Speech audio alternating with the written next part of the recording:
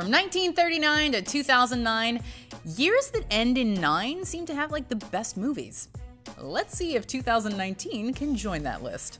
Hey guys, I'm Rebecca from WatchMojo, and today we're counting down our picks for the top 10 best movies of 2019 so far. That means we're looking at the movies released in the first half of 2019 that are sure to stick with us. Let's check them out. Number 10, Apollo 11. 11, 10, 9, ignition sequence starts. It takes a true feat of filmmaking to transport audiences back in time. But that is exactly what director Todd Douglas Miller accomplishes in the documentary Apollo 11, a captivating exploration of the 1969 mission that put a man on the moon. Since this spaceflight happened 50 years ago, you wouldn't think there'd be much left to say. Through never-before-released footage that Miller's team recovered and gorgeously restored, however, this historic milestone is given a whole new perspective. The Eagle has landed. Roger, Tranquility, we copy you on the ground. While it seems to be an early frontrunner for the Best Documentary Feature Oscar, Apollo 11 shouldn't be forgotten by the editing branch for condensing hundreds of hours of footage into a tight 93 minutes. See this one in IMAX for sure. Number 9, The Souvenir. I've got nowhere left to go. This British drama's understated approach may be an acquired taste for some. Once you peel back the film's various layers, though, you'll find an involving coming-of-age story that's sure to resonate with anyone who's been in an unhealthy relationship. Acting opposite her mother, Tilda Swinton, Honor Swinton-Byrne delivers a breakthrough performance as Julie. I feel as though I want to not live my whole life in this very privileged part of the world I come from. I want to be really aware about what's going on around me. A young film student, Julie becomes romantically linked to the mysterious Anthony, played by Tom Burke.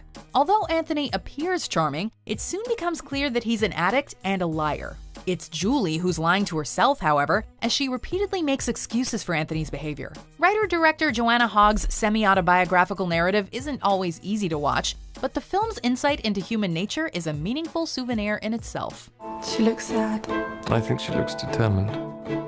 I'm very much in love. Number 8, High Life.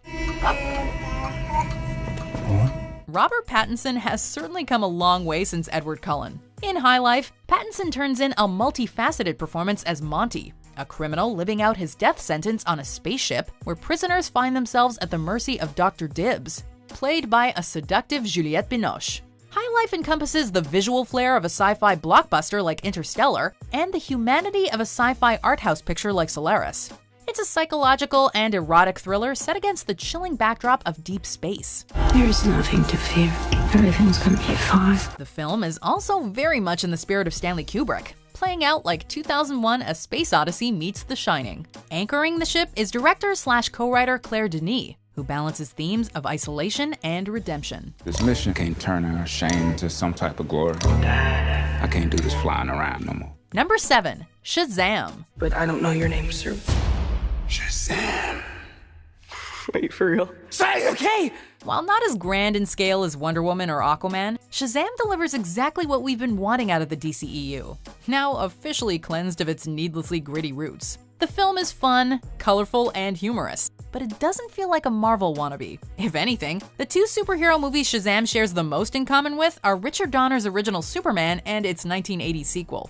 Speaking of the 80s, Shazam takes a few cues from that decade's defining blockbusters like The Goonies, Gremlins, and particularly Big. What are your superpowers?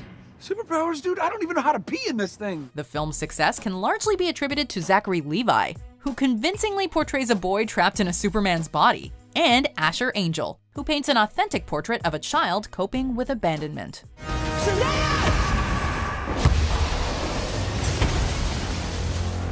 Number 6, Rocketman. I could hear the whole tune in my head. It was all there, I could see all the notes, and I just had to get it out. From Bohemian Rhapsody to Rocketman, director Dexter Fletcher has played a hand in two of the most rousing musical biopics of the past decade. Rami Malek won a Best Actor Academy Award for his performance as Freddie Mercury, and we wouldn't be surprised if Taron Egerton finds himself in a similar position for his electrifying portrayal of Elton John. Egerton blasts off the silver screen as the charismatic English singer, taking the audience on a voyage down the yellow brick road. I'm thinking of changing my name to Elton. But that's my name. Yeah, I know. The film chronicles John's neglected childhood, rise to superstardom, and battle with substance abuse, all of which is set to a pitch-perfect selection of songs. The result is not only a stimulating jukebox musical, but also a fascinating look behind the heart-shaped glasses. Number 5. How to Train Your Dragon: The Hidden World. I don't see a way of staying here any longer. 2019 is sure to go down as a landmark year for animated sequels. The Lego Movie 2 was a gleeful follow-up to its 2014 predecessor, and The Hidden World concluded the How to Train Your Dragon series on an appropriately bittersweet note. The story of Hiccup and Toothless is perhaps the closest an animated franchise has come to replicating the magic of Peter Jackson's Lord of the Rings trilogy. Each chapter raised the stakes, expanding upon the lore, and took the action to new heights. Most importantly, the series never stopped evolving its characters. It really does exist. Hiccup is one of the few animated protagonists we got to see grow from adolescence to manhood over the course of multiple films and shows, culminating in a satisfying send-off. What are you gonna do about it? Probably something stupid. Number 4. Booksmart. What took them 4 years, we are doing in 1 night! The funniest movie of the year so far also just might be the wisest. Olivia Wilde's foray into filmmaking is carried by the wonderful dynamic between stars Beanie Feldstein and Caitlin Dever. The two actresses reportedly made an instant connection upon meeting, deciding to move in with each other shortly after. Their genuine bond translates beautifully to the screen in this honest and hilarious high school comedy. No. Not acceptable. This is not okay. Who allowed you to be this beautiful? Like American Graffiti and Superbad, the story takes place roughly over the course of a day as the characters try to make up for lost time and come to grips with the future. Billy Lord, Skylar Gisondo, and Jason Sudeikis round out an uproarious supporting cast, continually delivering laughs while our leads give the film a beating heart. Ask the questions! Tonight is your night. Number 3. John Wick Chapter 3, Parabellum. Tell me what you want. Passage. We've seen John Wick overcome impossible odds before, but Parabellum pits an entire world of assassins against him. Around every corner, somebody is either throwing punches, shooting bullets, or chucking knives at Mr. Wick. Although John remains a force to be reckoned with, this third chapter pushes him to his limits like never before. It's a good thing he receives a little backup from Halle Berry, and of course, a couple of canine companions. Nice suit. Good to see you too. Director Chad Stahelski ups the high-octane action while keeping it grounded, and also delves deeper into the mysterious world of assassins. Keanu Reeves has never been better, in a role that will forever be remembered for kickstarting the Keanu-sance. We're not going in like the old days. Number 2. Us. We made it!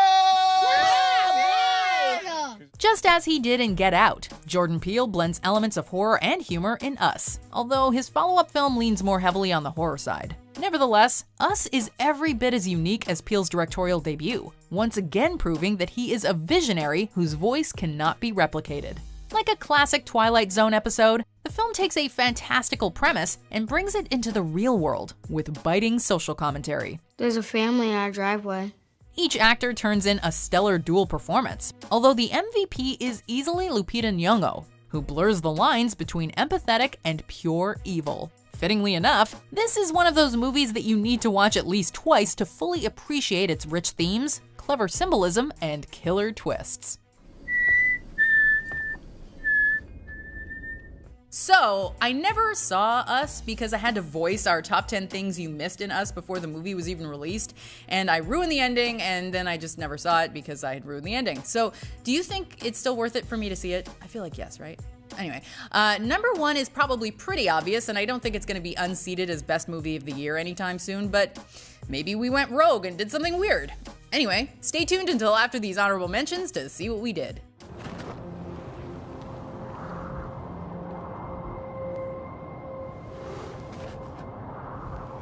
I don't understand why she didn't tell me. Well, I don't know.